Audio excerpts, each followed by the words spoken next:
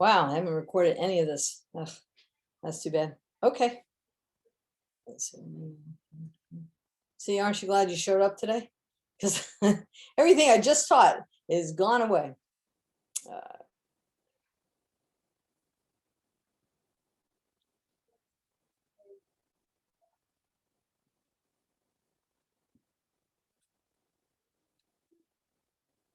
all right.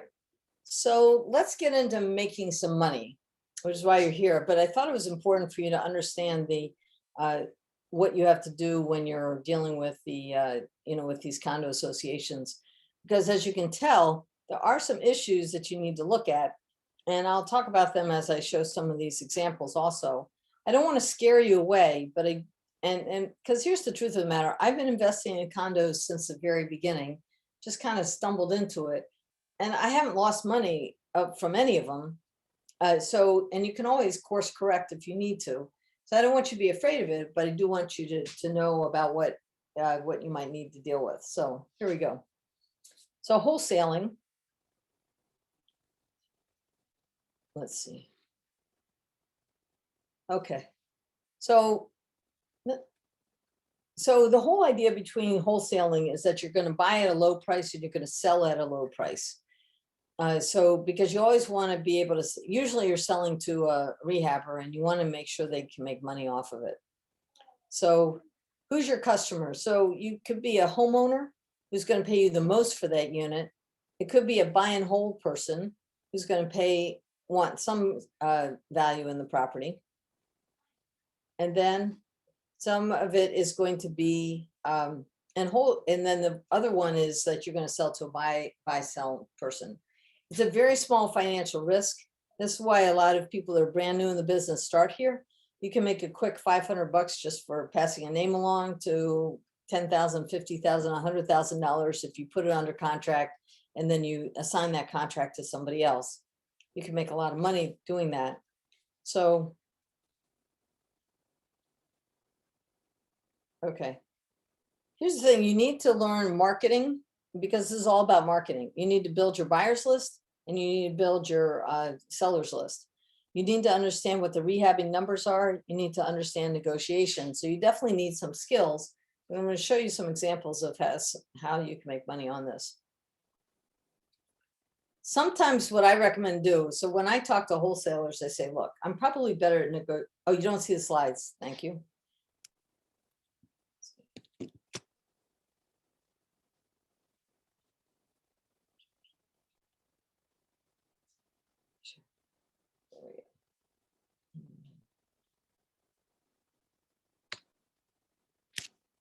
Oh, cool. Okay, so now you can see them.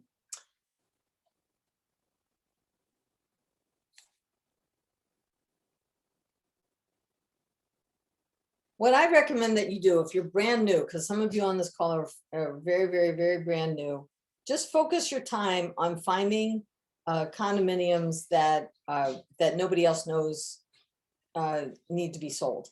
In other words, you want to get your marketing out and have people call you and say, yes, I want to sell. And then you talk to your buyers list, your end buyers, and a lot of times they want to do the negotiation because they can lower the price and negotiate lower than what you can. One of the biggest mistakes that wholesalers make is that they don't buy it at a low enough price, so they don't leave enough room for me to make a profit. So until you learn those skills, I just put your feelers out to as many people as possible, because you know a lot of different people than I know. You're going to find coworkers and friends and people in your place of worship that need to sell. You're going to know those people. I'm not going to know those people. You're going to say, look, I know somebody that can solve your problem in real estate and get you out of this situation. Then let somebody like me go in and negotiate, and then we will pay you. Right. And I do that on all levels. I'm doing that right now. There's a wholesaler. She's bringing me a 120 unit self-storage facility, and we're agreeing on a wholesale fee just for her to be the bird dog and get out there and do it, and then let me negotiate on it. So I don't want you to be too nervous about it. So, and Philip is agreeing on that.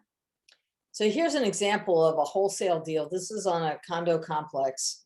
I happen to own 2 units here.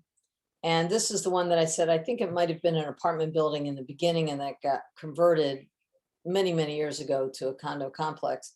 And I got a postcard in the mail, which by the way, is a great way to market. I got a postcard in the mail and they said, hey, are you interested in selling? And I said, no, or no, that's not true. I did say, yes, I was interested in selling, and she had somebody, but we wanted a little bit higher than what she could get from me. So, but she was telling me about this story. She was a wholesaler and she was doing like six wholesale transactions a month, a lot. And she sent out hundreds and hundreds of postcards. And then she landed on this complex because she had a guy who wanted to buy in this community and they had already bought four units in this one complex. So she found this owner here, and the owner was an accidental landlord. Now, what I mean by that, you're going to find a lot of these coming up, right? In the next 6 months, you're going to find more and more of these where somebody wants to leave the complex and they can't for whatever reason. So he had rented it out, and then the tenant, so he first rented it out to a friend of his, that not a problem. Then he rented it out to the second person who ended up destroying the unit.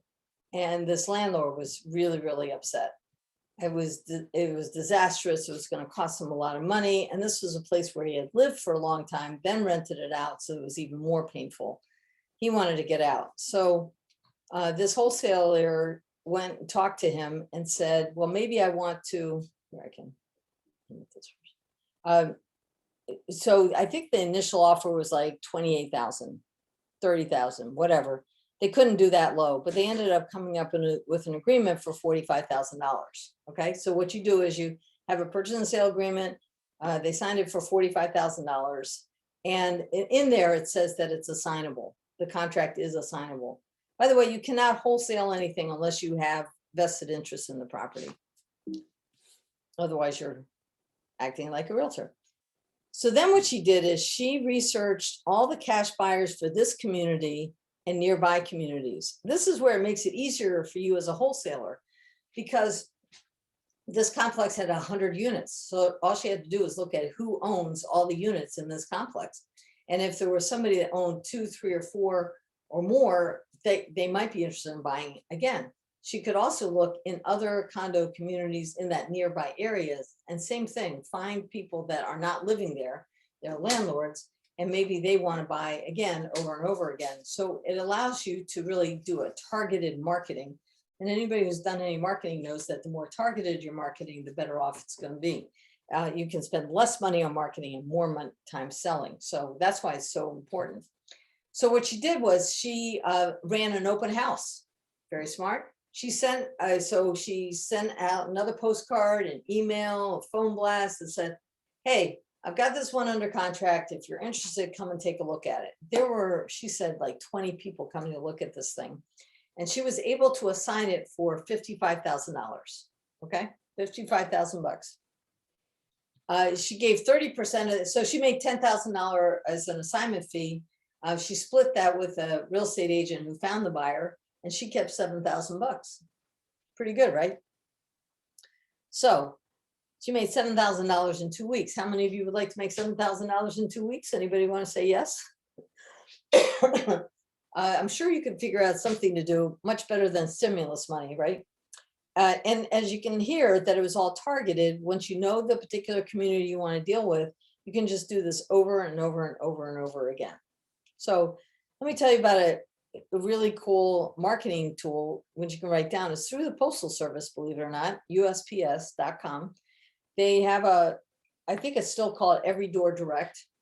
And what it does is you pick a carrier route, and your postcard or your letter will go to every single person in that carrier route. Because, you know, you have a postal carrier and they work certain routes. And so they can just stick it in every single mailbox, for example.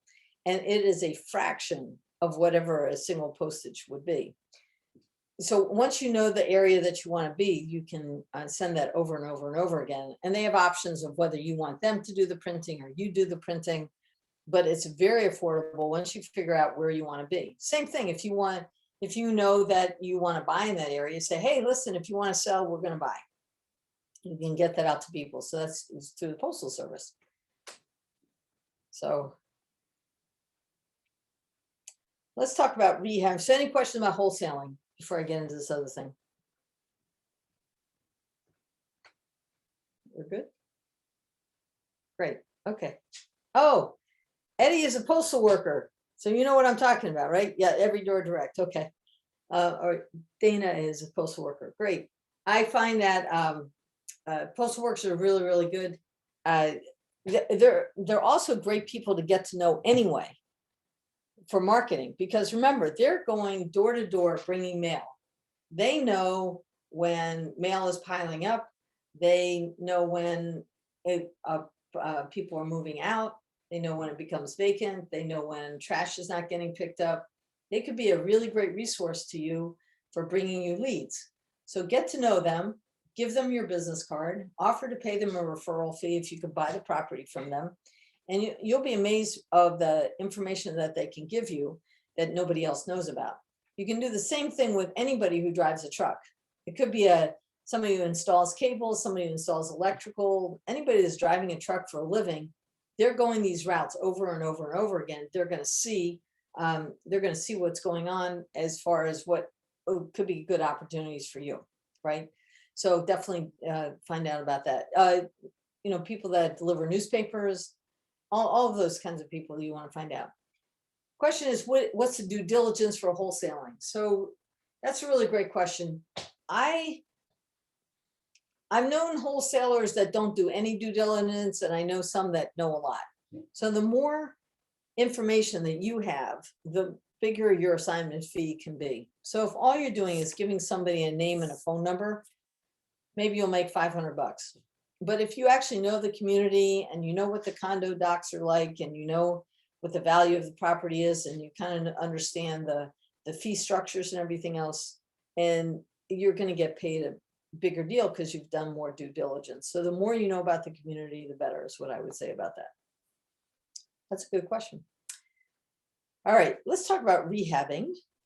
So the good news about rehabbing is that you can make money, right? Usually $25,000 to $100,000, quick turnaround, less than 9 months. I know people have done it.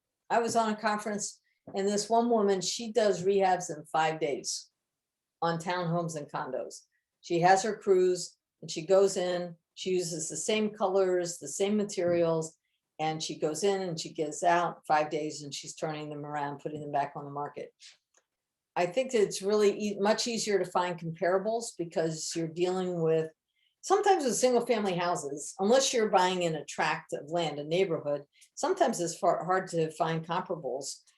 Same thing with multifamily houses because they're all different construction. But in a community, you can see the recent sales very, very easily. And in fact, appraisers, they're required to use at least one condo sale within that community as part of the appraisal. So that makes it easier. It's also easier for you to look at what's recently sold in the area and look at those listings. And then you realize, oh, do I have to use granite? Can I use laminate? Do I use stainless steel appliances? What do I have to put in there? What needs to be fixed? What I don't have to fix? It can really help you figure that out. And then you can also see what the days on market are and what the after repair value is. It's all so much easier to figure all that out. Let's see.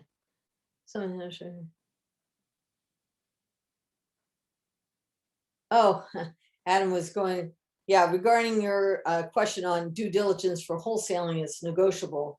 Not sure if you're asking about the due diligence timeframe, deposit, or what type of due diligence one should do. Yeah, right here, we're just talking about due diligence for what you want to do in a condo versus something else.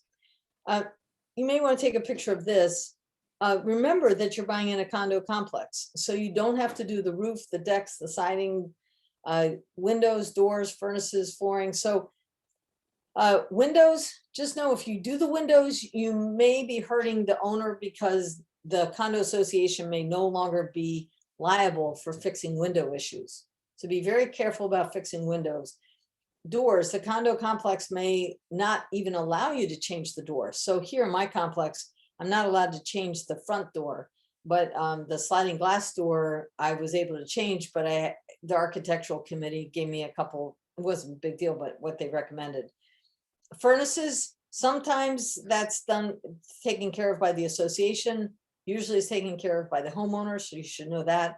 And flooring, I'm going to get into in a minute. Usually you can change the flooring, not a problem, if you want to. So, and then what you are going to rehab are all the other things that are normal to rehabbing a single family house. So this is very important. So this is what not to rehab. You want to read the bylaws, or it's much easier, just talk to the condo association. Discuss with the HOA what you need to do. So as Jackie mentioned the other day, is as soon as you know that you're going to buy something, make a list of what you're going to change, and then talk to the homeowners association and find out, do they require permits? One place we're in, the community has a permit and the town has a permit. Some of them they're responsible for fixing the items, and sometimes they want to approve your contractors. Sometimes they don't. Where we are here, they don't need to approve my contractors, but if you're in New York State, they're much more specific. So those are questions that you can ask ahead of time. Okay. So here's an example. This is a condo, a luxury condo that we did. This is a big retirement community, 2,500 units. This was built in the 60s. And there were some renovations that were done kind of like every 20 years.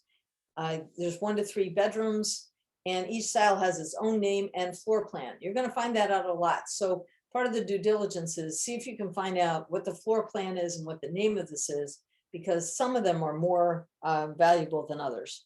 So this is what it looked like from the outside. And this here is a shared wall with this. So this was the living room, dining room. This is a shared wall. This is a galley kitchen, sorry. And then over here, where the front of this here opened up onto this living room. And you can see this is a picture window and this is a sliding glass window.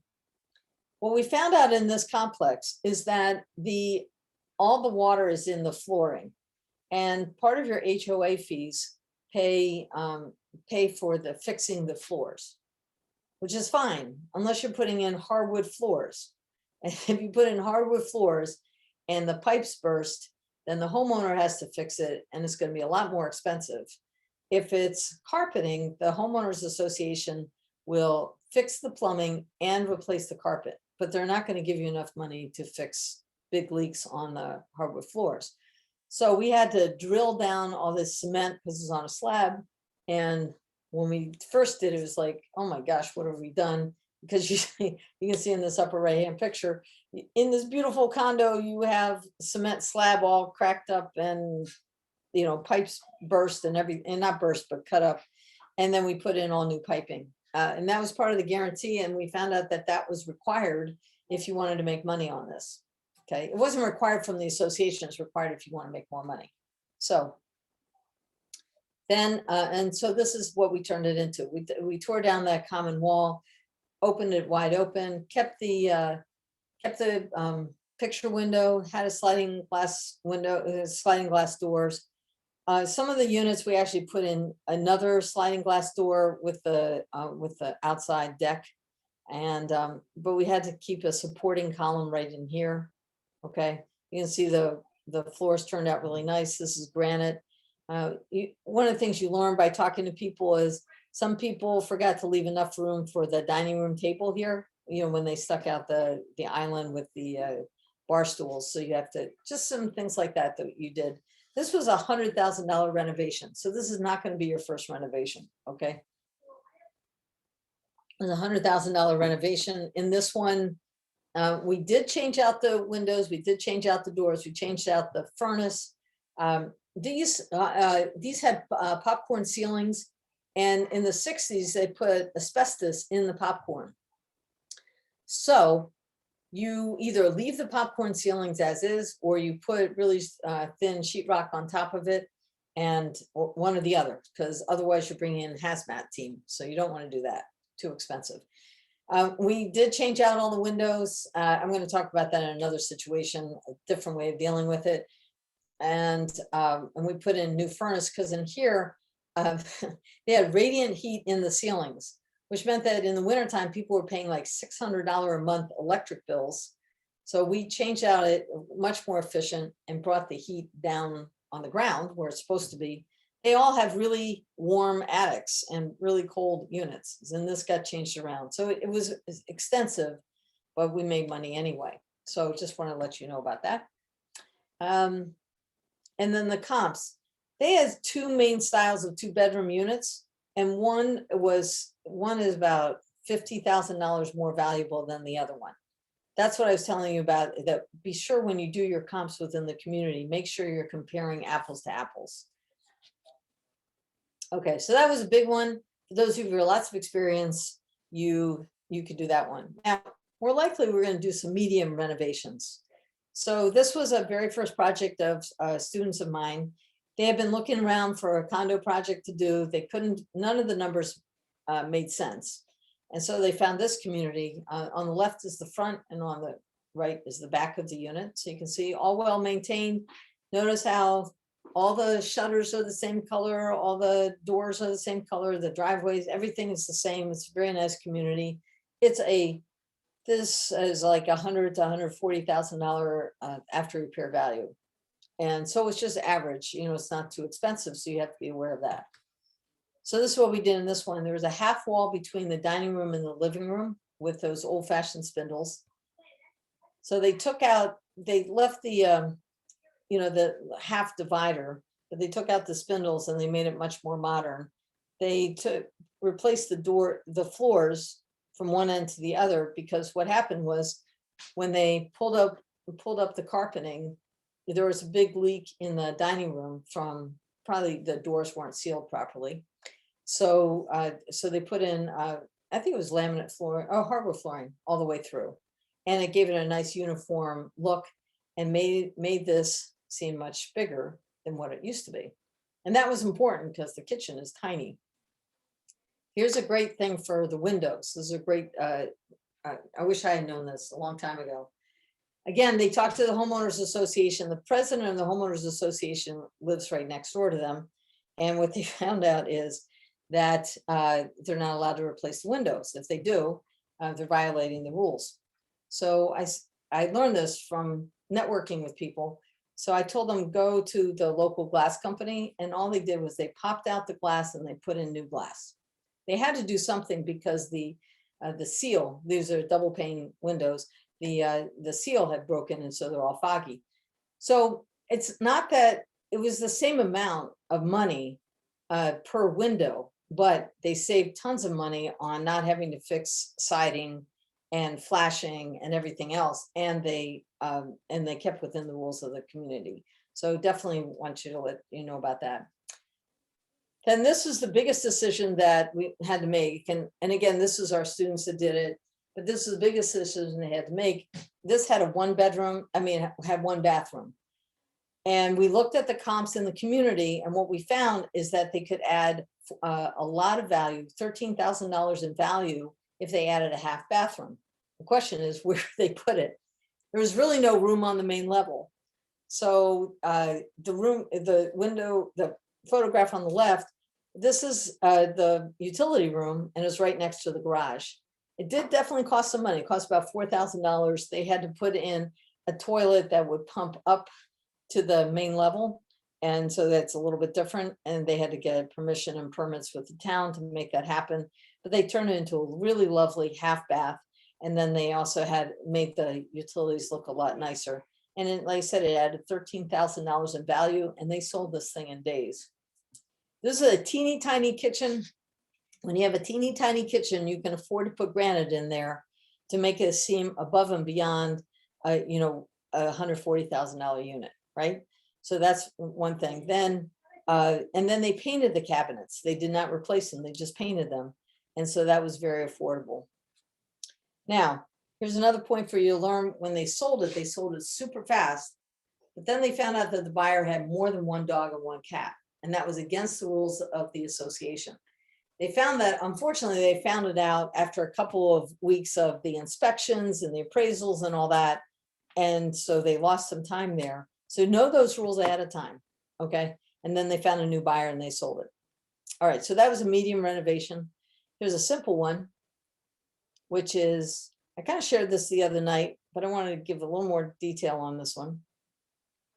Again, this was their very first deal. They had looked and looked and looked, and this was the best one that they could find. And what I like about this is they put together a whole calendar of what they were doing. And then who was on their team. There's only the husband and wife. There was a contractor, part-time contractor, and then there was Kim, who's also a realtor and helped out. So they put everything on there. This is what they did in the bathroom. There's a rusty radiator. The shower handle was corroded. The door had big holes, and the walls had holes near the tub. So they added a new light, nice big mirror, and they added the curtain. And one thing they did learn was that when you're walking through a unit, turn on all the water, check to make sure that everything was working. They had to fix the valves behind the wall, which is a little more expensive, but it was only $50. Then the kitchen, they removed wallpaper, updated countertops, painted the cabinets like that. And then this is what it became. The only thing they had to do is they brought electrical under the sink up to code. That was it. This guy, this contractor here, remember this guy because I'm going to talk about him in a minute. The main living area, the biggest thing was the carpet really smelled and the walls were awful. And the big lesson here is you can do a lot with compound. Every single door had holes in it, every single door. So you can do Bondo or compound and then sand the doors and then paint them, or just change out the doorknobs. The biggest thing is you do not want to replace doors. And write this down. The challenge with replacing doors, unless you really, really have to, is that it's very expensive because you have to chisel out where the hinges go and you have to drill a hole for where the doorknob goes and you got to make it fit. And no matter what you do, all of these units that you're doing are 20, 40, 60 years old. They're not going to match the new door. So you can save a whole lot of money by keeping your doors. So I want to let you know about that. Okay. Now, these are the lessons as far as HOAs go, which is you want to build rapport with the HOA and your neighbors. And you want to check the local ordinances and the HOA ordinances. You may find out that the HOA requires permits and inspections in addition to the permits and the inspections for the town. So in that luxury complex, we had to, I mean, it was huge. I think there's like 2,500 units, so we had to get permission there. And then know when you need to pull permits and when you need to hire licensed contractors. Always ask HOAs for contractor references. So sometimes we use the contractors that are already dealing with the whole community as a whole. So the landscapers or the plumbers or the electricians, they already know that complex. They've been working in that complex, so you may want to go to them and use them. And if the HOA is responsible for the repair, you may have to wait. I'll tell you about that in a minute. This is why you want to be nice, because successful relationships can bring you private lenders, and they can also bring you new rehab opportunities. So get to know the neighbors, build rapport with them, build relationships with them. They'll start telling you about, yeah, so-and-so wants to sell, or this one is behind on their condo fees, and it's a great opportunity for you. And so you can, and in the luxury place, we've gotten several private lenders from neighbors who saw how nice the work was, and then they became private lenders. You also need to know your numbers, and this is super important. You have to buy it at the right price. You need to estimate repairs correctly. You need to estimate your holding costs. Now, remember, always you're going to have a holding cost, but in this case, you have holding costs for the condo fees. So if the condo fees are only $200 a month, okay, that's great. If the condo fees are $600 a month, you know, that really adds up a lot. You also have to estimate what your selling costs are, and then you put in your profit. So you don't want to do this on a wing and a prayer. You really want to have a spreadsheet that you can follow so you know what you're going to want to do. And make sure you put your profit in there. You know, a lot of times, if you've been around, you might have heard, take 70% of the after repair value and then subtract out your repairs. That's a good start. But there's a lot more involved with it, because how much are you going to pay for your money? Are you borrowing money from a hard money lender? Are there points, are fees along the way, all of that you need to know about. So it's very important that you know all that. Okay, now. All right, now let's talk about buying and holding. So let me just stop at the rehabbing part. Are there any questions about rehabbing that anybody wants to talk about? Any questions that you have, ifs, ands, or buts? Really? Okay, good. All right, excellent. Yeah, the asbestos in Georgia. Yeah, my biggest tip on renovation is don't overdo it. Just don't overdo it. You really need to know, look at the comparables of what others are selling. So if you saw that example where we added a half bath, the only reason why we did it is that we saw that we can make more money by adding a half bathroom. Otherwise, we wouldn't have done it. So the woman I was telling you about who goes in and goes out in 5 days, she's not doing all that. She's painting the cabinets, she's fixing the floors, she's fixing whatever needs to get fixed, and then she's out of there. She's not doing a major renovation. And so you just need to know what you need to do to be able to get in and get out. Usually another big place that people make mistakes is they'll put in granite or quartz or these really expensive countertops when it's not really that necessary. Same thing with the flooring. I mean, hardwood floors are beautiful, but how much is that adding to your cost, and are you going to get that money back? So look, the condo I bought was done through OfferPad. And OfferPad is, they'll come in, you're a seller, they'll come in, they'll give you a flat fee of what it's going to be. They're basically wholesalers. It's a pretty funny business model. They come in, they say, okay, we're not going to negotiate. You don't have to wait. We're going to give you $80,000 for your unit, and then you move out, and that's it. Then they sell it as a wholesaler, I guess, or as a real estate brokerage. They'll sell it to somebody else, and then the rehabber will fix it up and do it. So when we bought this one, we bought it because it's the least expensive one that we could find in this area. It's a very hot area, and it was the community we really, really, really wanted to live in because we're living here. So they must have made it, I would think, $30,000 profit from doing absolutely nothing. I mean, maybe they gave it a coat of paint, maybe they put some kind of laminate on the floor. I think they did like an epoxy paint in the bathrooms on the tile to make it all uniform, and that's about it. The cabinets were here before, and a lot of it was here before, so it was really. But guess what? I paid, and they made a good amount of money, and they maybe put $10,000 into it. So I think that's the important thing to do. I think for all rehabbers, your very first rehab, you want to make it look like HGTV. You want to make it look spectacular, and and that's the thing that you want to. But you got to avoid doing that. Avoid the temptation. All right, this happens to be my favorite way of buying real estate, and several of the people on the call agree with it, and this is why. All of this. People need a place to live. Period. Even though they may rent, and home ownership, the percentage of home ownership is less than it's been since the 60s, I believe. I don't have the actual stats right now. There's also an interesting thing that's going on right now, which is that what it used to be that people would stay, they'd be raised in a town, they find a job in that town, and they'd stay there for the next 30 years. Well, the way that our economy is working these days, people move from opportunity to opportunity to opportunity.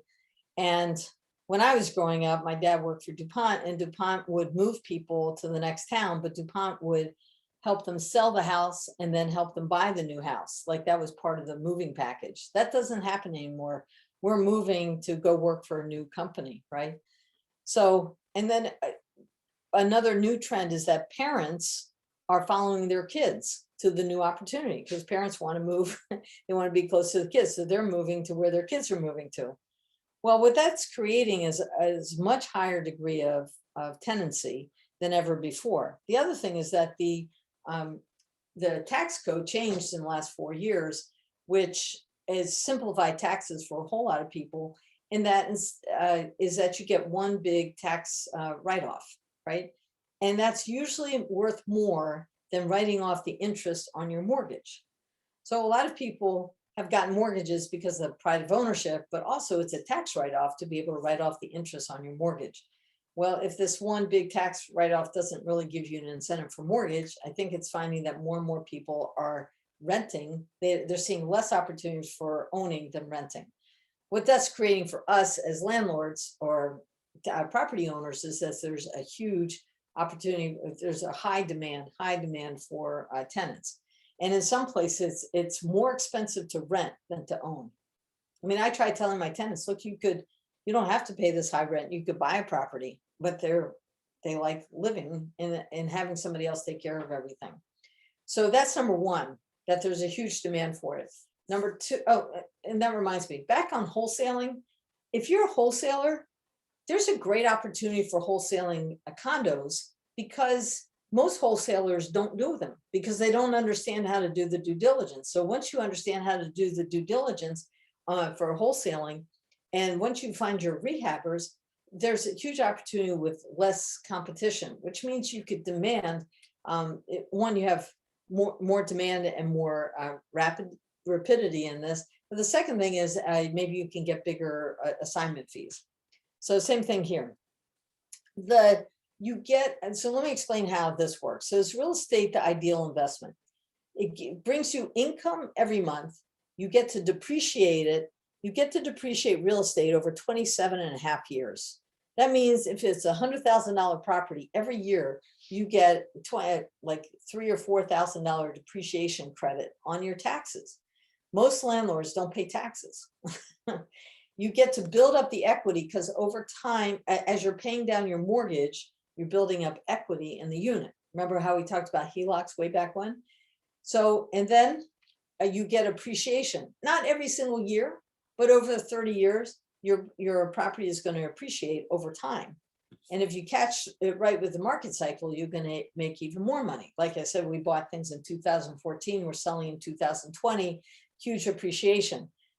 So that just happens to be that way, which reminds me, do not overpay for properties. Do not, right now there's a feeding frenzy on properties, and that's great for you as a rehabber to get the top dollar, but you want to be careful when you're buying that you're not overpaying. I'd recommend looking at, and this is not scientific, but I recommend you look at prices from 2014, 2015, 2016, and try to buy at those prices. And then leverage, you only need, sometimes you can get in with none of your own money, but the worst case scenario, you pay 25% down, you're still leveraging the bank's money 75%. So that's why we call it the ideal thing. So let me show you a couple examples of buying and holding, and this also gets into creative financing, both. Okay, whoops, let me go back to this one. So this was a student, I briefly talked about this. This woman, she found 3 units. It was advertised on Craigslist. It's a very private website. Nobody ever looks at, nobody knows about this. It's called Craigslist.org. It's a joke. By the way, you can run an ad on there saying anything like, stop paying those HOA fees to market. Let people know what you're looking for. They will call you. This was found on Craigslist. Lots of people had looked at it. This guy wanted a certain amount of money. And but he also had never paid property taxes and never paid HOA fees. So he owed all of this money. And she had the guts to say, and this is where a mentor comes in. She had the guts with the mentor to say, look, you already made your money. You haven't paid your property taxes. You haven't paid your HOA fees. I'm not giving you any money, but I will take this off your hands so you don't have to worry about it anymore. So she was able to negotiate with the city. I don't know how she did that, to pay it over time. And she negotiated with the HOA, again, to pay over time. And these were fully rented, $800 per month per unit, no renovations needed. She brought in $2,400 a month. And it was a 55 and older complex, very high end. And that's how she did it. Now, HOAs, here's a secret that you need to know, is HOAs will foreclose on you much faster than a bank. Why? Because they're limited by law as to how many months behind they can collect on HOA fees. So I don't know what it is in North Carolina, research it, but in Connecticut, you can only go back 9 months. That means if somebody hasn't been paying HOA fees for a year, you're only entitled to 9 months of it. So what you'll find is that HOAs are being much more aggressive about foreclosing than the banks will be. Again, that's an opportunity, by the way, if you know how to look up and research foreclosures, look up condo associations and find people that are being foreclosed on by the association and get in there and get it done. So with this HOA, they probably are happy because she was paying off 3 years of HOA fees when they're not entitled to them at all. The first 3 years, it didn't make any money for her. She didn't need it to make money. She was getting depreciation. She had a very good full-time job. But after 3 years, it's a cash cow, right? Isn't that amazing? No renovation. She brought, I think, $1,700 to the closing. Could any of you, come up with $1,700 to make this deal happen? Of course you could. Why not? So then the downside, so somebody said, starting out, do you recommend holding or selling to build up capital? That all depends on your situation. We started off by, we started out as being landlords right from the get-go. We both had good jobs and we made money over time from it. You're not going to make a lot of money right off the bat being a landlord, of course, but over time it does add up to. There are many people that will buy, fix and sell, then they use that $30,000 as a down payment to buy a rental property. So you can do that if you want to. All right, now this is another one where I took over payments. So this is a condo association. This is just a regular everyday complex that had been cleaned up, by the way, because it had been a drug infested area, and then the HOA really put it together. And I knew that because when I heard about this opportunity, I started asking other people, would you live there if you wanted to? And I found that it was very popular. Rental bread and butter area. Now this guy had already fixed up the kitchen and had already done the flooring throughout the entire place. It was in good shape. There was very small loan, and it was like halfway through the loans, which meant that, and it was variable. So that it was very low interest rate at the time, which was good. And then it was about at least a third, if not a half a way through the mortgage, which meant every payment he made was paying down the mortgage, the principal a lot. But he had a big problem, and this is what you're looking for. You're looking for motivated sellers, right? You're looking for this guy. It was stuck with a tenant who refused to pay the rent, and his fiance wanted to get it fixed. So, and he didn't live in this area, he lived somewhere else. So this guy had contacted the REIA and said, I wanted to sell it. He wanted to sell it. And I reached out to him and talked to him and found out that he lived halfway across America. Somebody had recommended him the REIA. He had tried selling it using a realtor, but the tenant, who was his ex-girlfriend, did not let anybody in. And if they did let somebody in, it showed very poorly. She was not really a hoarder, but it was ugly. She wasn't taking care of it. There was organza draperies on the furniture. She obviously had cats that shed everywhere. The furniture was scratched up. The unit itself was fine, but most people can't see behind that, right? As wholesalers and rehabbers, as investors, we can see beyond the ugly furniture as to what there is, right? So I didn't want to use my credit because at the time, FHA was limiting me to 4 mortgages in my name. Now I could get mezzanine, I could get more expensive mortgages. I'm just a cheapskate and I like to pay as little as possible. So I didn't want to use my credit. I helped him evict a tenant. So I proposed to him, look, I will take over payments. I'll take over this issue. I'll take over payments. You won't have to make another payment ever again. You can move on with your life. Wasn't sure about that whole idea. I introduced him to an attorney, and then I said, well, let me build some trust. And I talked to my attorney about the whole situation, because when you're doing assumptions, subject tos, all of these things, you definitely want to do it with the advice of an attorney. By the way, Kathy Russell is very knowledgeable about these, and In North Carolina, it's easier because you're a deed of trust state. So it's easier to do, I think, subject tos and all that. So my attorney said, yeah, I could do this, but don't take on the tenant. So I told the owner, here's my eviction attorney. And my eviction attorney got the tenant evicted. Unfortunately, the guy was still reluctant to actually kick her out. So I finally called the marshal with his permission, met the marshal there, and she hadn't packed up anything. She was upset. She didn't know why I was there. She couldn't understand it. She had already had 3 months from the actual eviction date to move out. So we got there, the marshal packed up everything, and then she had a few things left. We quickly changed the locks. She never came back, by the way, to get anything else, and she moved. It was a sad situation. I do not like doing this. I'm a social worker by training. I do not like evicting people, but in this situation, it had to be done. Now, in my initial research, I thought it would rent for $1,000. I use a service called Rent-O-Meter, and I found out that I could rent it out for like at least $1,200. What I like to do is rent it for as high as possible from the get-go. Yes, I raise rents every single year, but it's going to be minimal, $5, $10, $25. So I start as high as possible when I buy with a brand new tenant. It's just a lot easier. So he wanted $46,000. I used no money out of my pocket. It cost about $2,000 in minor repairs. We had to get rid of furniture. We had to do a lot of cleaning. We painted the basement floor. It's a finished basement. We painted the floor so it would look better. You know, there's some light fixtures and a little bit of plumbing or whatever, but it cost about $2,000. We were able to rent it within 2 weeks. 2 weeks. The tenant is still there. I think this is our 4th year now.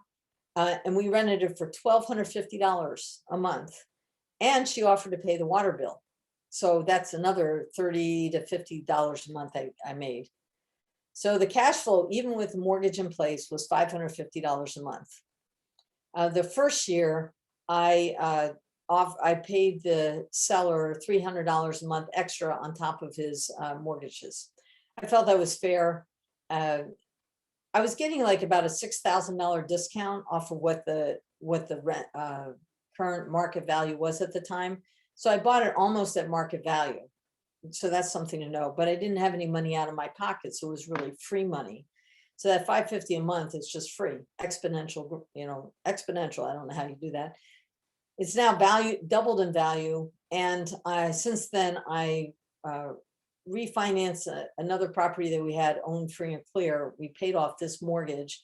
So it's no longer subject to it, but I had paid it way down, and now it's owned free and clear, and now everything is profit. And we've raised the rent, I think $25 a month, not a huge amount. This condo association is run very well.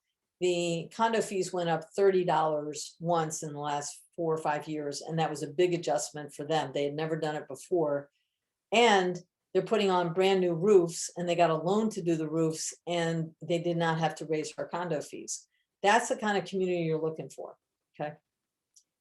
All right. So any questions on this so far? So that's seller financing. So let's talk about how you can buy these things.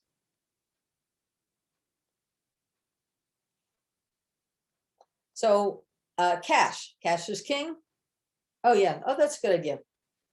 Yep. We'll actually, why don't we do this? Let's take a 5-minute break right now, and then we'll get into this financing. So why don't we get back in like 5-10? Let's do 10 minutes, take a 10-minute break, and we'll see you in just a few minutes then. Okay.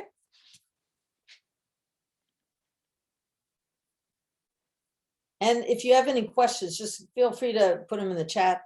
That would be great there.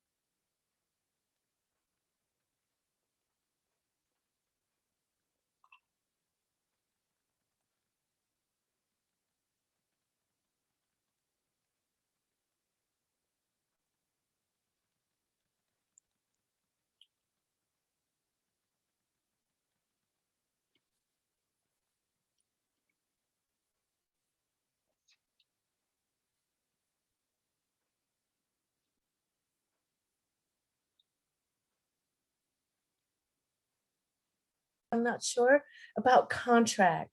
Do you use the state contract, or you have a different contract that you use to get the property? Yeah, great question.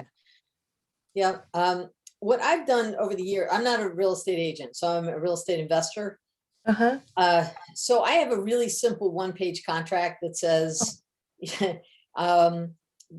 today's date, this is the name of the seller, this is the name of the buyer, this is the property we're buying, and we're going to buy it for this amount of money, and we're going to buy it on this date, and then everybody signs it. It's a really simple one-page contract that way. In fact, funny story, where I lived in Connecticut for many years, it's now a rental property. We showed up and we wanted to buy it, and we didn't have any paper. So I think it was the back of a menu or something. I don't know, like just a big piece of paper, right? I just wrote, maybe it's a legal pad. And I brought my friend who's a notary, and we wrote it all out, exactly that. My name is, this is where I live. Your name is, this is where you want to live. Here's today's date. We're going to buy it for this amount of money. And I put in there that we will buy this on the day of your choice, because they weren't sure. Their challenge, and again, we're talking about motivated sellers, their challenge was that they wanted to buy in a certain community. They did not know when it was going to become available. I said, we'll buy within 30 days of the day you tell us that you want to move. And so we signed it, and then it got notarized. And then I made 2 copies of it by hand, which I'm not sure is proper, but that's what I did back then. And then I went out and I spilled coffee on it. Oh no. We sent it to their attorney. Their attorney was really annoyed because the attorney thought they were selling it to us for little money. Here's another negotiation tip. They gave me a price. Always ask them for what they wanted. And I negotiated down $5,000, just $5,000, because it was already a really good price. But if you don't negotiate anything, they're going to have seller's remorse. They're going to be, it's like buying a car. Like, oh my gosh, I paid too much for it. So I negotiated down 5,000. Blah, blah. So we did that, and the attorney had to honor it because it was a legal document. And then they wrote up, attorneys, they love to write up things with 10 pages. So that's how they did it. So that's one suggestion. The second suggestion is get a realtor's contract, the one that's used in your county.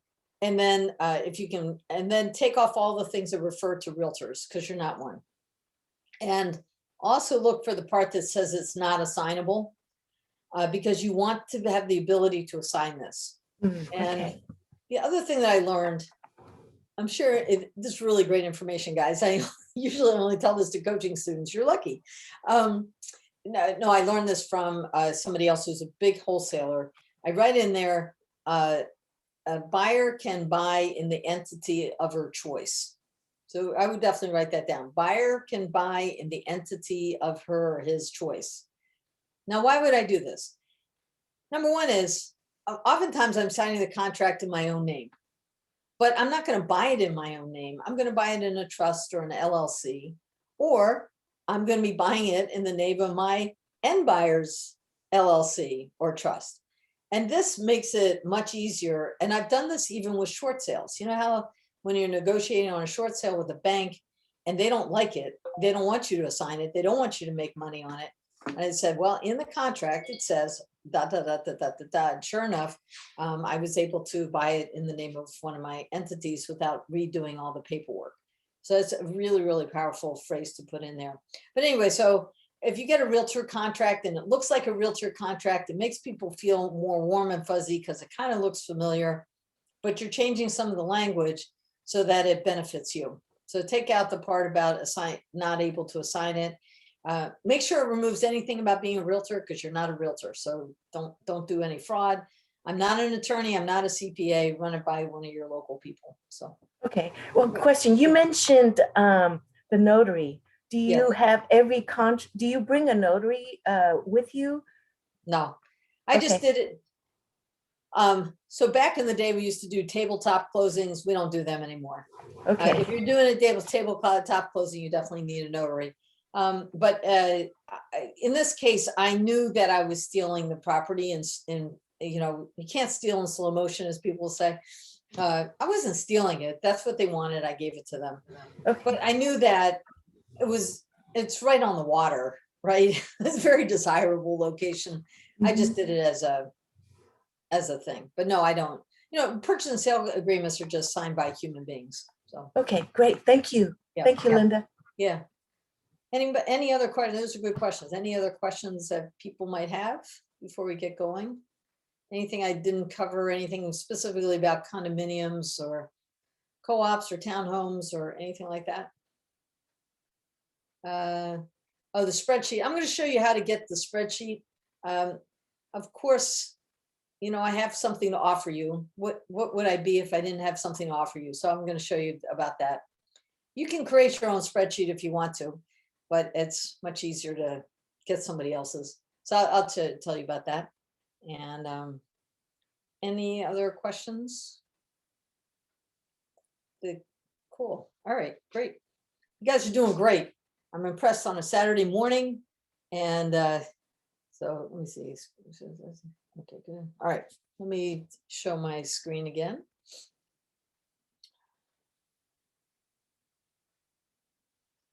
Before I do the screening thing.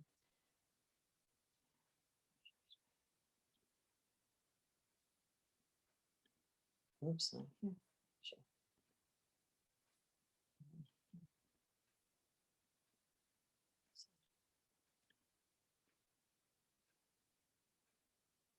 Oh, that didn't work. Okay, hold on.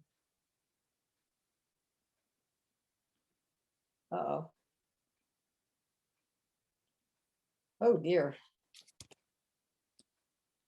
It's saying that it's not letting me share. Let me do this again. Slide.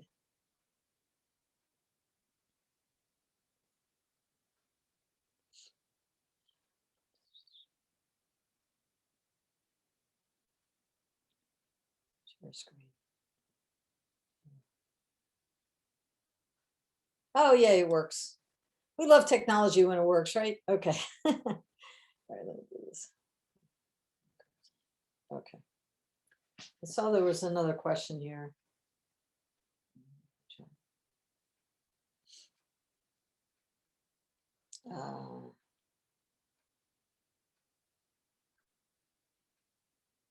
Uh, as far as sending the slides, I can't really do that. But if were a couple slides that have a lot of data on that, those I can send to you. I'm going to give you my email address at the end, so you can do it that way. And then depends on the price you get mortgage help. Okay. Okay. Oh, all right. So here we go. So I want to talk about money, money, money, money, money. Great. Okay. So these are some buying strategies. I want you all, by the way, as I'm telling you these things, you can buy a condo in the next 30 days. And I know a lot of people say this and you go, yeah, yeah, yeah, yeah. But given the price point of these condominiums and how available they are, if you just go on, all you have to do is go to realtor.com. And I think in Raleigh, there were like 200 condos available. And there are a lot of them. If you just start practicing on due diligence and all that and find something that's below market, something that needs to be fixed, you could buy something in the next 30 days. You just have to learn how to take action and take action each and every day and be willing to swing out, be willing to make some mistakes because you can get them corrected. Okay. So the first thing obviously is cash.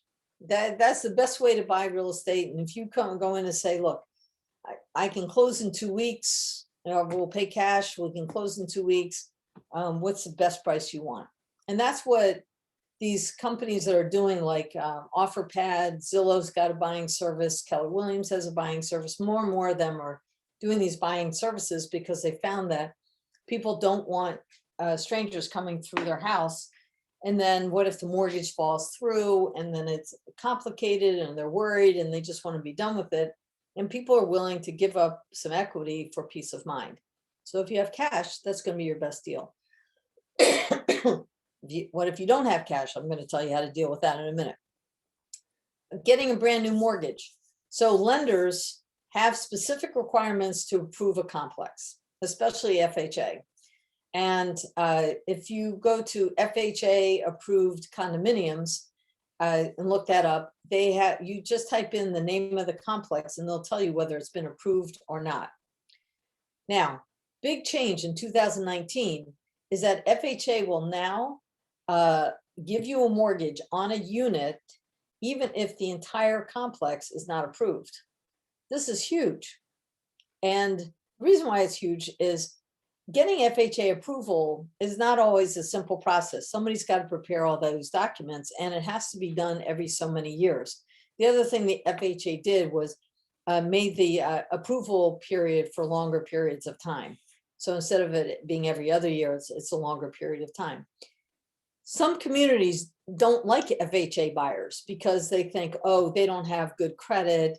They're looked down upon. They're first-time home buyers. They don't really know what they're doing. They don't have enough money. They don't have good credit or whatever. So sometimes communities resist doing the paperwork. So this is a really huge thing. If you're a rehabber and you want to sell it to a first-time home buyer, especially, or to anybody with an FHA loan, you may be able to get it done that way. A long time ago, I wanted to buy a co-op in New York City. It was a specific community. I really wanted to live in it. I wanted to buy a co-op. Fortunately, the lender assessed the complex and found that the corporation did not have sufficient reserves. And I say fortunate because I moved out of New York City a couple of years later, and I would have been stuck with something that I didn't know what I was doing. So on the other hand, if I was willing to hang on to it for another 15, 20 years, I would have made a huge profit. But anyway, my point is, sometimes this due diligence that happens from mortgage companies is really beneficial to you. Now, owner financing. I already showed you one example, two examples of owner financing. One was I just took over payments, and the other one, she took over the debt in a creative way, right? So owner financing. Sometimes owner financing means that they're creating a mortgage and they're becoming Bank of America. They're saying, okay, here's the mortgage, you're going to pay. So let me go back a second. The very first condo that I shared with you, where I met my cat Buddy, we did a second mortgage, and I held the second mortgage, and it was a mortgage and a note, and it had a certain amount of interest, and it had a certain time by when they had to pay me back. And it was recorded on land records. Wherever you record land records in your area, it was recorded, and so it stood up legally. All right. So let me see how good. Okay. So 1031 exchange. What a 1031 exchange means is that the longer you own a property, the more you depreciate it. When you sell it, you have to pay taxes on the, you're reclaiming that depreciation. So if you've depreciated it $50,000, when you sell it, you're going to have to pay taxes on that $50,000 gain. It's still not bad because its long-term capital gains is only 15%. Whereas if you're buying, fixing, and selling, your wholesale fees are ordinary income, your rehabbing is ordinary income, and you're paying it whatever your current income tax level is. So when you're buying and holding, you're paying, say, 15% on the capital gains. If you can time everything right, there's something called a 1031 exchange, which means you have 6 months to take the gain from the sale of one property and put it into the next one. I will tell you from experience that it's challenging to get all those things to happen all at the same time. But you have 45 days. This is really simple and outline of it. If you have this situation, you want to get a hold of a 1031 exchanger to walk you through the process. In fact, you have to. So, but when you're selling the property, you have 45 days to identify 3 properties to roll that money into. And then you have 6 months from the day you sell to complete that exchange. So what we did is we had a 3-family house in Connecticut. We sold it, and we had a lot. It was a lot of money to exchange. So I was running around Atlanta trying to find something that would make sense. In Atlanta, the numbers are really difficult to make work. I was like, I think we put in like 9 offers, and we had looked at 30 properties. It was insane. So we finally found these 2 units The complex itself was not fully, it was not great. And I'll tell you what was good and bad about it. But they were fully rehabbed. They'd just been renovated, so they were really beautiful. The condo fees included the heat and the water. Normally, Georgia tenants pay for water. They wouldn't have to do that. Normally, Georgia tenants pay for heat, of course, but that was included in the condo fees. So as a result, I was able to charge $250 more than average because all those items were included. So yeah, the condo fees were higher than what I wanted to pay, like $349, I think, but it included these other things. So I compensated it by getting a lot more money in rent. You understand? We did buy it at market rent for that complex because at that point I really had to make an offer. My value play was that the complex is 50% of surrounding areas. So same type of unit in the, right around the area would have been at least 50% more than what I was paying for it. The complex, when I drove into it, was beautiful, but not beautiful. You could tell that, I mean, from this picture, you can tell it looks nice. The stairs were painted, the sidewalks were in good shape, the siding was consistent, the windows were consistent, the gutters had just been being replaced. So, but the parking lot had huge holes in it. The mailbox area has standalone mailbox, and there was graffiti on it. The dumpster area had lots of extraneous stuff there, like sofas. And the sign coming into the complex was very dilapidated. So I talked to one of the owners of the, so I bought 2 units there. One of the owners was on the board, and he had been on the board for 3 years, and he had worked really, really hard to get this thing in better shape. And so we decided to make the investment.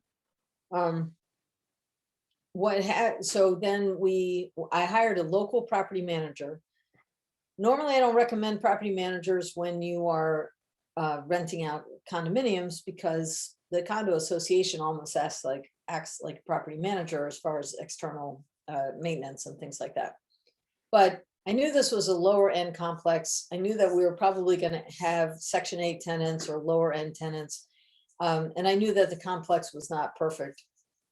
So we did hire a property local, and I lived up in Connecticut at the time. This was down in Atlanta, so it was pretty far away. So for me, it ended up being worthwhile to have a property manager, because we did have some interesting situations that had to be taken care of, and they took care of it. So somebody brought up shared plumbing, right? So not to scare you off, I just want to let you know what happened is somebody is working on the unit upstairs and somehow poured cement down the bathroom drain. I don't know what they were doing. Maybe they were tiling the, I don't know what happened. We get a call from the tenant. I didn't, my property manager did, and this was a big mess. And so they worked with it, and then the condo association had to pay for everything. But unfortunately, these units had 2 bathrooms, so only 1 bathroom was affected, thank goodness.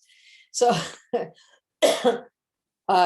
so the HOA had to pay for that. Then they had to bill the homeowner that caused the problem, and having a property manager help me with the situation. We kept it for, I had gotten a loan of 3 years fixed, and then it was going to become variable. And so 2.5 years into it, we sold it. We made, let me see, I think we made $25,000 between the 2 of them, above what we had sold them for. So for us, it was a good deal. And we made a little bit of money along the way, not as much as what I was hoping. We got depreciation, and we had tenants, and they were rented the whole time. So it was kind of a value play. Was it the best of the best? No, but it parked my money for quite a while. I made money each year on each one, and then we certainly made money at the end. So, or I could decide to hold on to it as values are going up and up and up. And I would probably make a lot more money if I wanted to do that. We just decided not to. Okay. So that was the 1031 exchange. So this one is a self-directed IRA. This is one of my students. It was her first rehab. She met her business partner at the REIA. This was a medium-sized renovation, and she used her IRA to fund the whole renovation. This one was kind of funny in that They made an offer in June. It was rejected by the bank. It was a bank-owned property, REO, they call it. If you're brand new, REO means real estate owned, which usually means the bank has already foreclosed on the property and they own it. They made an offer on it. It was turned down in June. A month later, and this happens a lot, the bank reached out to them and said, well, that deal fell through. That buyer fell through. Would you like to make an offer? So they went in and they made an offer for less than what they had offered in June. And this time their offer got accepted. Pretty good, right? So then what they did is they sold it, and they sold it very quickly. And the first buyer, her financing fell out. They were able to put it back on the market, and they sold it for more money than the first buyer. So they made, they bought it for less and they sold it for more. They made quite a lot of money on this one. And it was, there were a lot of burst pipes in this. When you have bank-owned properties, really, especially in the north, but I would think also in the Raleigh area, you got to look for burst pipes because of fast freezes and things like that. And they did a lot of paint and, just general rehabbing. This one also was the first deal. This woman is a full-time worker. She works full-time as a CPA for a company, and she wanted to get into rehab. And she bought this, she's bought two now with her IRA, two of them in the same complex. She doesn't know anything about construction, let me tell you. She had been studying real estate for a very long time. And then she said, okay, let me do this. And all she had to do was put in new carpeting, new linoleum, new paint, right? That's very easy to hire out to have somebody do it. And it rents out for $10.25, and I think it's now up to like $10.40 a month. She bought the second one in the same community. And now she owns 4 units, 2 in this one, and then 2 in 2 other complexes. Those 2 she bought with a regular mortgage. She's making $1,400 a month cash flow. Not enough to retire on, but that's $1,400 a month cash flow. When you buy inside of your IRA, so this is a self-directed IRA, if you've never heard this term. And so whatever you buy inside your IRA, all the rent money has to go back into your IRA. You cannot touch any of it. It's like a separate LLC, a separate company. You cannot touch any of that until you're at least 59 and a half. Then you can start withdrawing and make distributions. That's another thing you may want to learn about. This class is not about that, but look out for information about self-directed IRAs. So she's making $1,400 a month income. She's getting depreciation on these buildings. And she's doing this all in her spare time. And she's still looking for more and more and more. Can you do that? Did you just hear that? Somebody just paid me rent. Yay. Okay. Now here's using private money. So this is from REIA. This is Jackie. She was talking the other night about it. I said, hey, can you send me some deals? This is one she did in 2017. Built in 1984. By the way, that's a key thing. Anything built after 1978, you do not need to worry about lead. So that's a really big deal as far as that goes. And then, so 1984, 3-bedroom, 2.5-bath townhouse located in the heart of Cary. That's a great neighborhood, right? This is what her deal was. She bought it for let me see, she bought it for $110. She sold it for $184. It cost her $29.5 to repair it. Her holding costs, including condo fees, of course, was $4,100. And then there were buying and selling costs. Remember how I talked about that? You have to account for paying attorneys, title searches, documentation, all of that was $9,600. So her total net profit was $30,000. $10,000 a month. How many of you would like to make an extra $10,000 a month?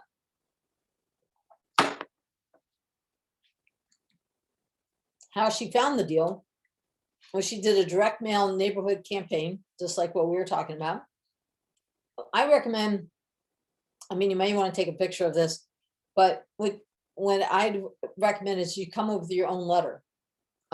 Handwritten looks out really great. Some people like handwritten, some people like typed. I like making it personal. So if you're looking for your own home to live in, or you're looking for additional income so you can send your kid to college, or you're concerned about the security of your, just something that makes it a little personal, people be more likely to call you. She sent, so she had already selected this subdivision, liked it for particular reasons, sent out 112 letters, she got 2 calls, and she got 2 under contract.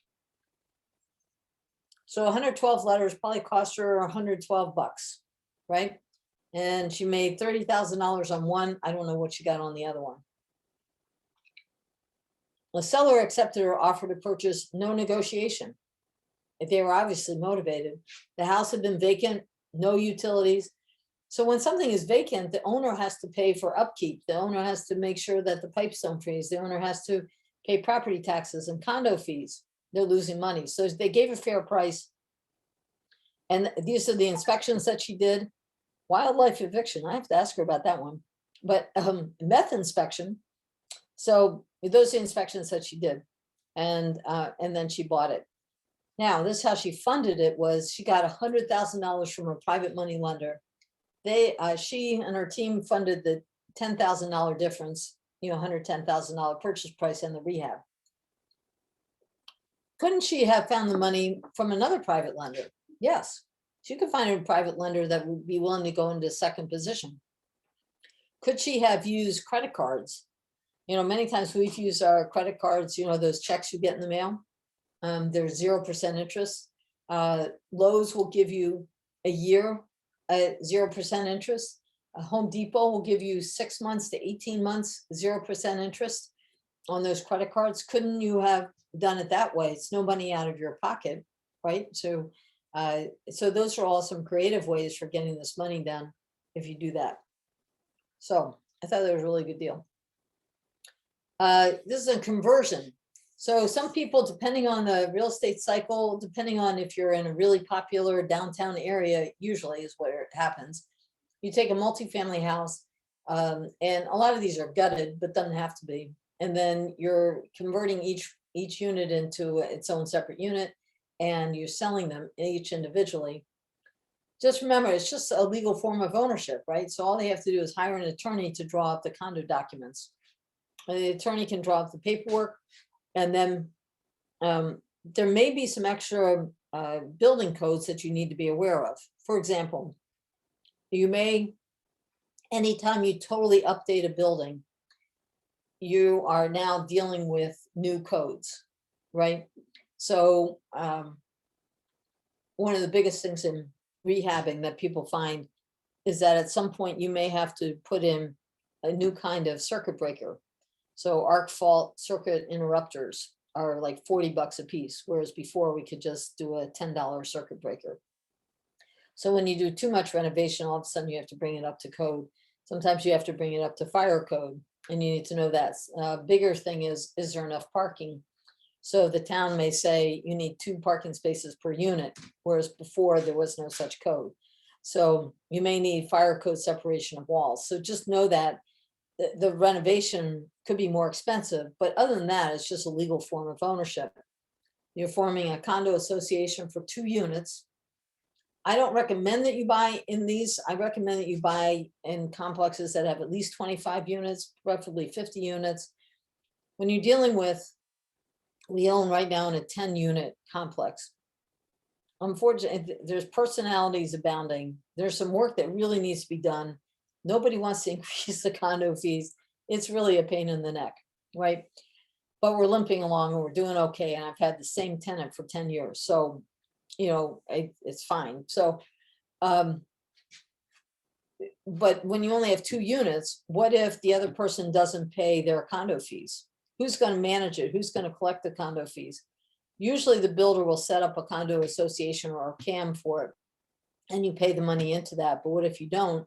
Then when it comes time to have when it comes time to do a roof, for example, or a siding or whatever, there's no money there. So just be careful about those. I was going to buy one in a 5-unit.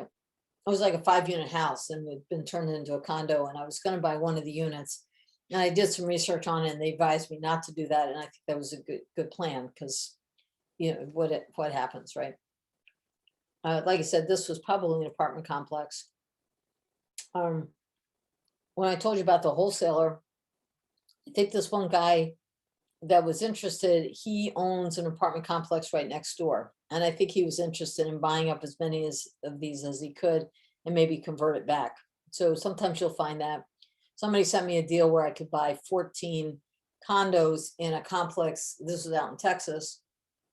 The downside of buying a whole lot, so there's a couple different things when you're buying lots of units within a complex that you might want to consider. And this is only for experienced people.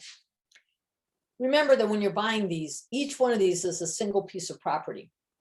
So the good news about it is you could buy them super cheap and then sell them one at a time.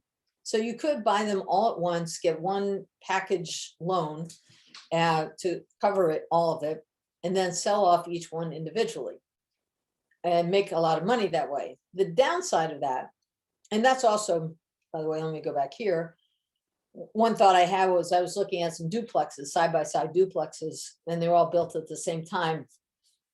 I was thinking about turning each one into a separate condo and then because I could sell off half of the two family for a lot more than what the two family itself was worth. So you start thinking about these, start thinking outside the 9 dots as far as that goes. But when you're selling these off, if you get an umbrella loan, if you get a blanket loan, that's what they call it, you have to make sure that you have the ability to sell off the units individually within that blanket loan. Otherwise, they don't let you do it. Like you can't sell, you're not allowed to sell one at a time. You have to sell all of them or none of them.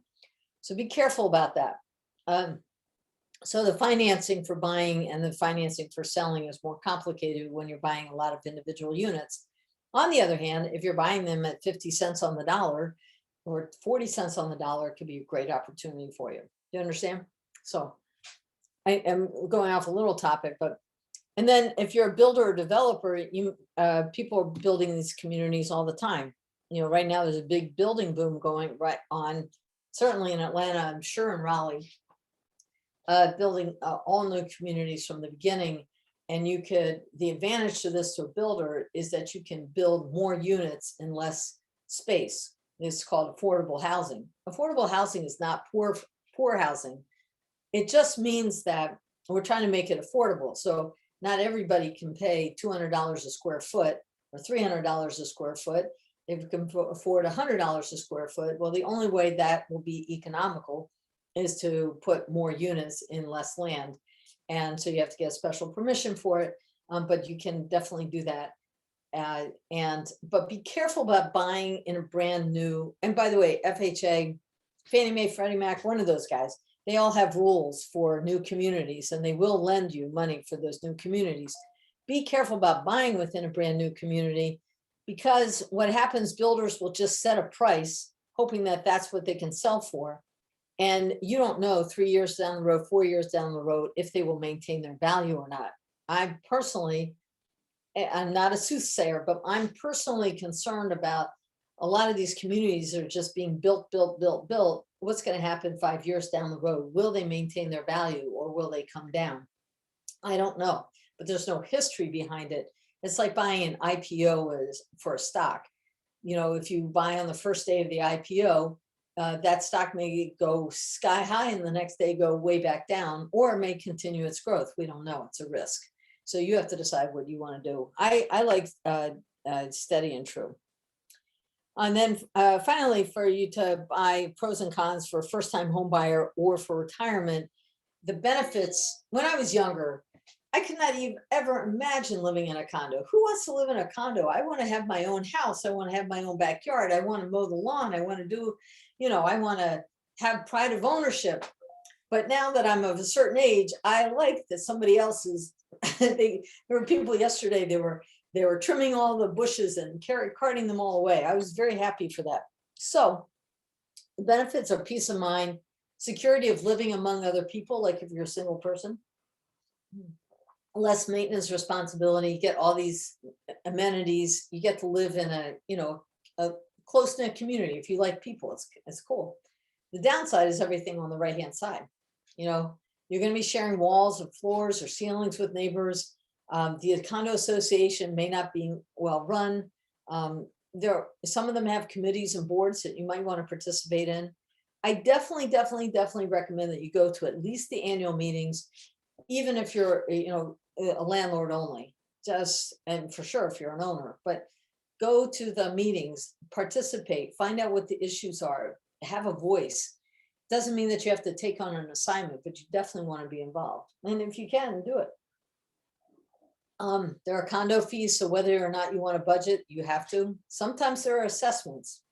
You may not as easily be able to resolve conflicts when they arrive, and you need to know what the rules are, right? So, so I wanted to cover that. There's one more thought that I had. That's it. So are there any questions about anything that I've said, how to finance, how to, where's the money for these things? Any ideas that you want to talk about?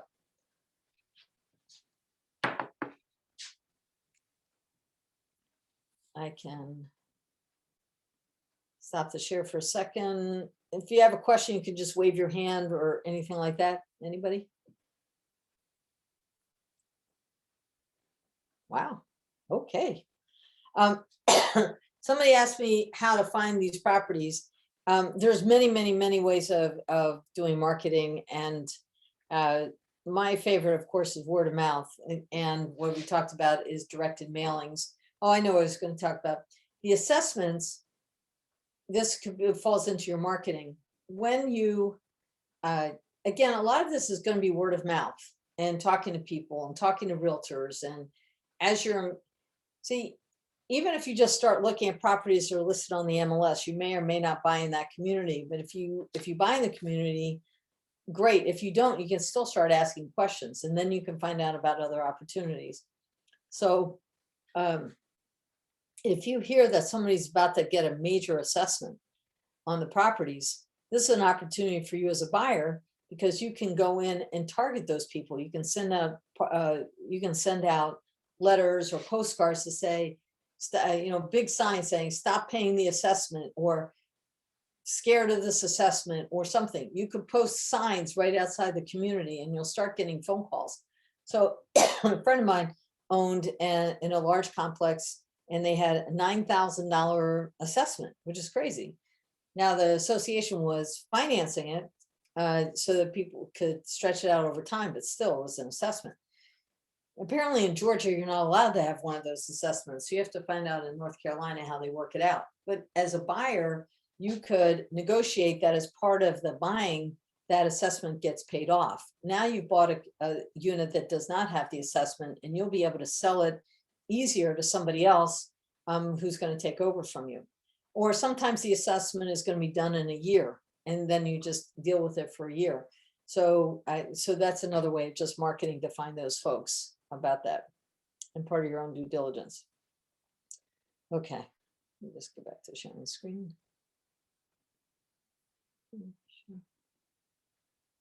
All right. Let's see. Rashana asked about beach condos. I don't know what you wanted to know about that. By the way, some complexes are being built specifically for Airbnb. So you might want to know that. So if you want to do that. So I've done a lot of talking. I'm hoping that you can see the opportunity here in doing these. So now let's talk about you. So remember, we started out the day like, why are you in real estate in the first place? Now there may be some immediate needs, like now you want to get a new car, you want to have a dream vacation, you want to pay off your kids' tuition with cash. Maybe you want to retire in multiple, you want to buy in a ski area, you want to be able to have vacation in Hawaii, whatever it is. You're only one flip, one wholesale, one buy and hold away from doing any of these things that you want to have. Maybe you just want, a lot of you said freedom and security. This is the path for you to get it done. And now it's your turn to do it, because it doesn't matter how many deals I've done or Jackie's done or anybody else has done, is what are you going to do that's going to really make a difference for you? So I hope you got a lot out of the presentation that I've done, and you can see that you can do it yourself. And I do want to share with you what I've put together for you. And the reason why I even have this program is that this woman who's a national speaker, she came to me and we were just talking, And I was saying how I did a lot of condos, and a lot of my students, their very first deal, remember that a lot of those first deals were condominiums. So nobody's really teaching anybody how to do that. So would I? So I put together a program, took me about 2 years, and lots of sleepless nights to put this whole thing together. But I wanted to share that with you, and people are able to put it into play, and then taking it out there. So in the very first module, it's all about what is, what are you looking at? So I go into a lot more detail about what condos, co-ops, PUDs, and townhomes are. We talked a little bit about that today, but I go into a lot more detail on it. And what's the legal structure? How can you move into them? What are the pros and the cons of each ownership? Remember, I told you about, even if you're a famous movie star, they still may not let you get into a co-op. So we talk about that. In module 2, I go into investing strategies. So we talked a lot. I gave you a lot of examples today. We're going to go into a lot more detail on how to wholesale, the contracts involved with wholesaling, what are the steps involved with wholesaling, all of that. And then I go through several scenarios of rehabbing.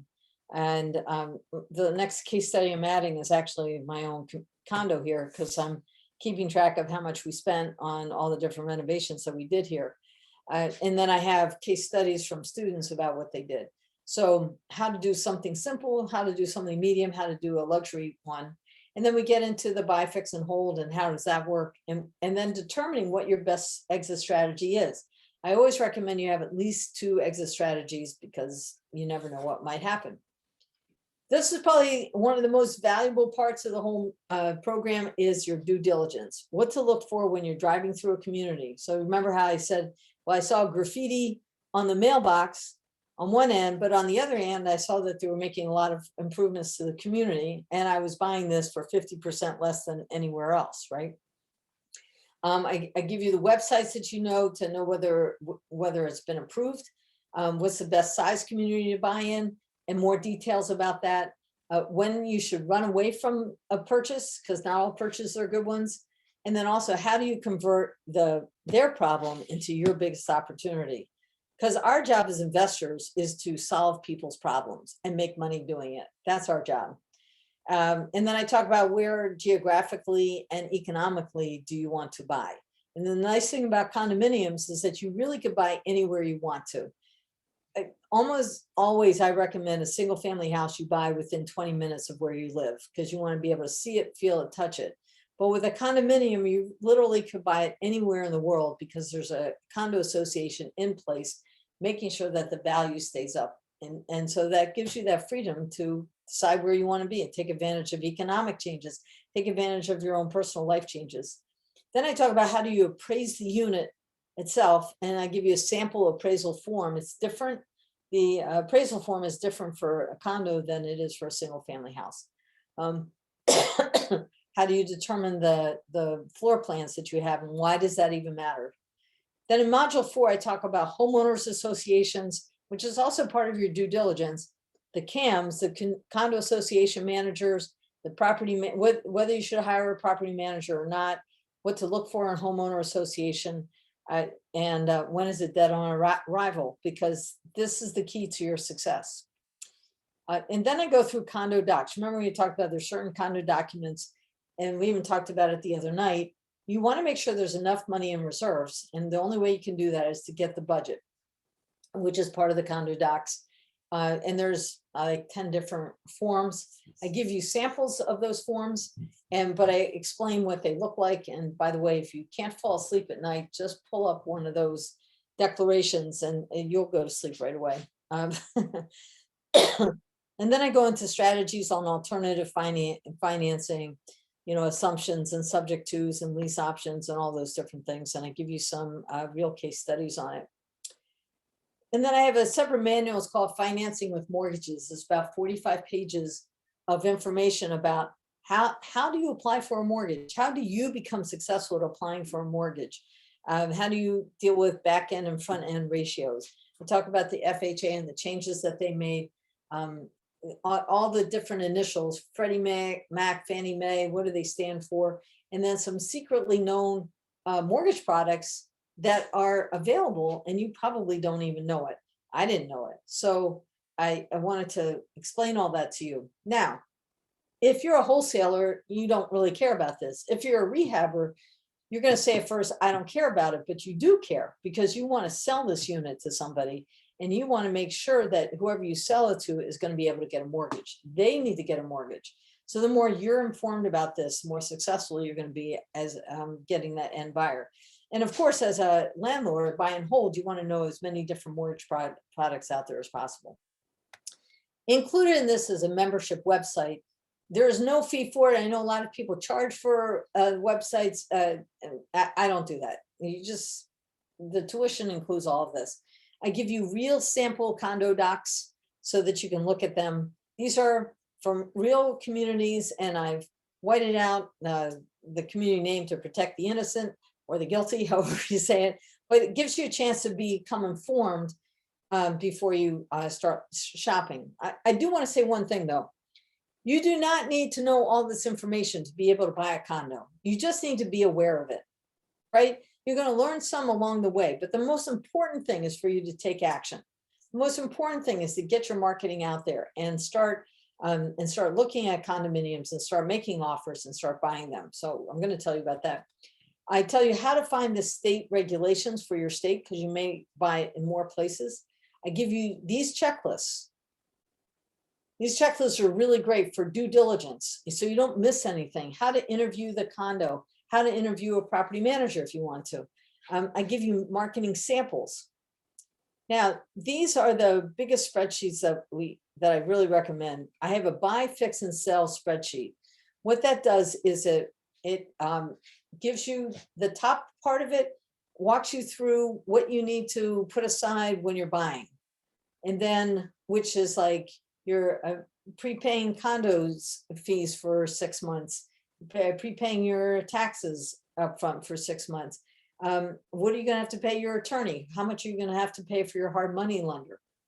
And then in the middle section is how much money you're going to spend on holding the property. And then at the end, how much are you going to spend on selling it, like paying your realtor, right? And so, and then down at the bottom, it tells you how much profit you're making. So, let me see here. So all of that, right? So, and then there's an estimating repair spreadsheet. Now this spreadsheet is really cool. This spreadsheet has a section, a tab for each part of your building. There aren't so many in condos, but it also includes links so that you can find calculators for how much material you need to buy and how much should it cost to hire a contractor. You're still going to get your estimates, but it gives you a good idea ahead of time about how much it's going to cost to renovate the unit. And then based on that, and then you go back to the buy, fix, and sell spreadsheet, and in minutes, you can figure out what your real offer can be.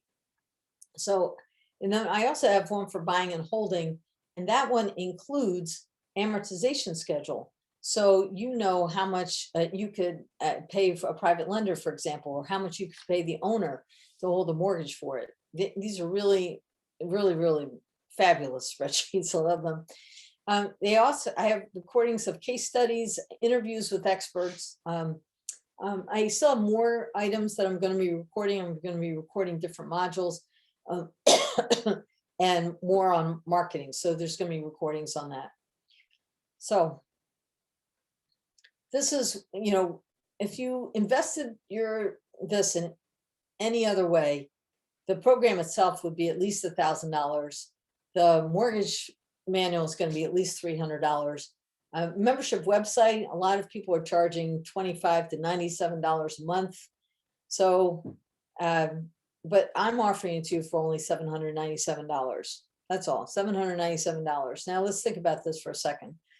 For $797, remember that one condo is making $550 a month. So in 2 months, I paid that back. Jackie made $30,000 profit.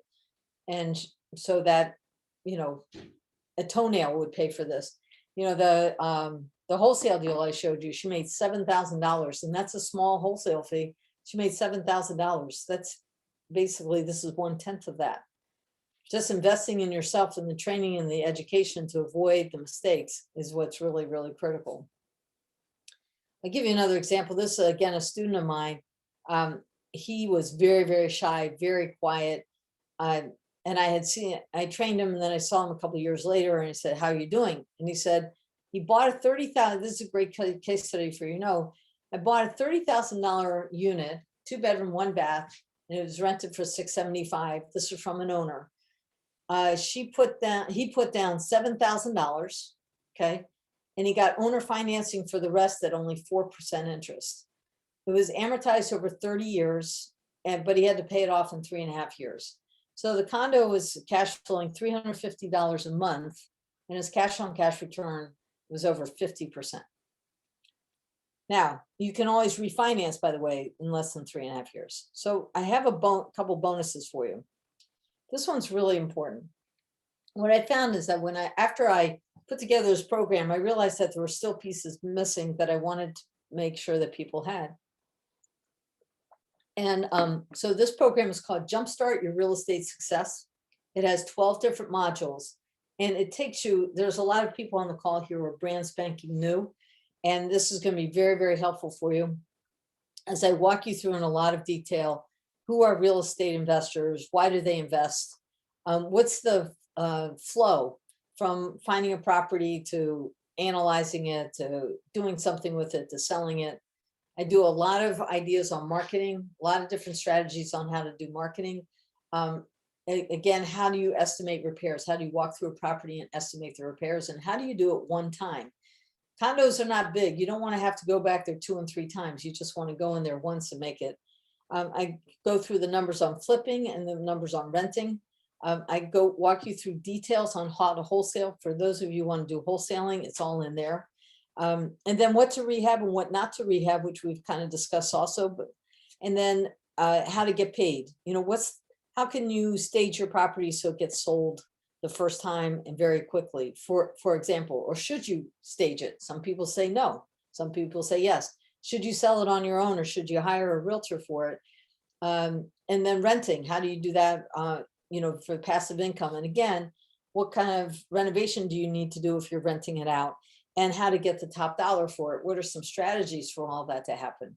And then finally, I end it with a roadmap for success. These are goal sheets so that you can put in what your goals are, so that you, a year from now, when we're talking back, you're celebrating about how much money you're making each and every month, right? Each and every month. So, so that one is usually $495. Now, there's another fast training bonus. By the way, I wanted to show this to you real quickly. Oh, you may not be able to see it. Never mind. Go back to. So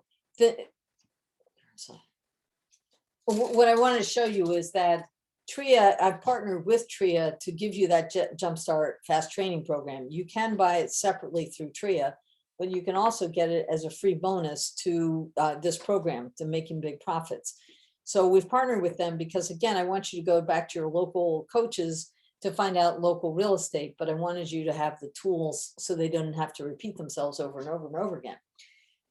Here's another bonus. These Get Started Fast Training webinars. I just completed a series of 3 of these where I went through, answered people's questions. I gave several different case studies of rehab projects and a buy and hold project so that you can learn from them. And they're on live and they're uploaded into the membership site. So now you have 6 recordings that you can listen to more often. Here's the biggest thing. I know we talked a lot about mentoring. So you get one-on-one email support from me for at least 90 days. And when I say at least, then the first 90 days are really what critical. I never turn my back on a student. So if you have a question, you send me an email, I'll answer your questions. I can review your marketing. I can review the numbers on your deals. It's not the same as a mentor or coach, but I wanted to make sure you knew that whatever questions you have on the material, I'm there to help you out. Okay. So for you as a student, you're going to get all of that information from me. Normally I charge at least $12,000 for coaching. So by including this, that's really all the way that's in there for $797. And I want to have you imagine buying your first condo in 30 days or less. There's no reason why you can't. I mean, there's lots of reasons why you can't. But there's lots of reasons why you can in the next 30 days get something under contract and get it done. Aren't you and your family worth it? That's what I want to say. Just one wholesale deal could bring you at least $5,000. One rehab deal could bring you 15 to 40 or more. Just one buy and hold that makes you $500 a month. By the way, there's much bigger profits in condos on rentals than I think on any other format, because people love living in condos. The opportunity is right now, folks. You get low interest rates. You got high demand for owner occupied and for rentals. You got high demand for short-term rentals, right? Traveling nurses, especially Airbnb, all of that. Low competition, as I talked about. Very few people are looking at them. They're very easy to buy, and it allows you to learn your craft at a very low price point. By the way, one of those webinars I just recorded, I talked about how I landed in Atlanta and how I found a new team of people and how I found a new source of materials. So that's going to be good for you as a new person. How do you establish these relationships with contractors that are going to be 50% of what other people normally pay? How are you going to find materials at 30 to 50% less than anybody else? This is the key for you making a profit. And that's the latest webinar that I just recorded. We've all done all the hard work for you. We've already made all the mistakes so that you don't have to. I've already done all the research on all this detailed stuff that you don't want to do. Believe me, you don't want to do it. We just want you to ride the chute to success, learn the information, then take massive action each and every day so that you can have this, so that you can have the success that we're talking about. So again, I really believe that this is the fastest, funnest, easiest way to make money in real estate. You're getting one-on-one email support from me, and you're getting that Jumpstart to Success online course, which when you sign up today, I'll send you the email today. And I'll get logins set up to you over the weekend so you can get started right away. This is how you're going to do this. All this, by the way, is, I partner with REIA, so this helps support your local organization also by investing with me. They asked me to have you guys contact me directly. And so if you just call that number, 203-232-3624, and that's my email, just because I like really long email addresses. But if you send me an email to that, just put condo course in the subject line and I can get you started today. So, so that's what I have to share with you. I'll hang on for a few minutes. If any of you have any questions, you can put it in the chat. Otherwise, I think it's amazing. I think we covered a lot of different topics here. Your questions were really excellent. Hope this was valuable. And please email me and let me know what success that you've had in doing this, this avenue. Okay. All right. Any other questions anybody wants to ask? Okay, good. All right, guys. Well, thanks so much. And I will, in fact, there's somebody on the call who's looks like they're driving in a delivery person. So that's a good person. Yeah. She's a good person. She finds a deal. She'll be finding deals that she never even knew she was seeing. She can make money doing her job. All right. All right, great. All right, everybody. Talk to you soon. I'll just, we'll end the call here.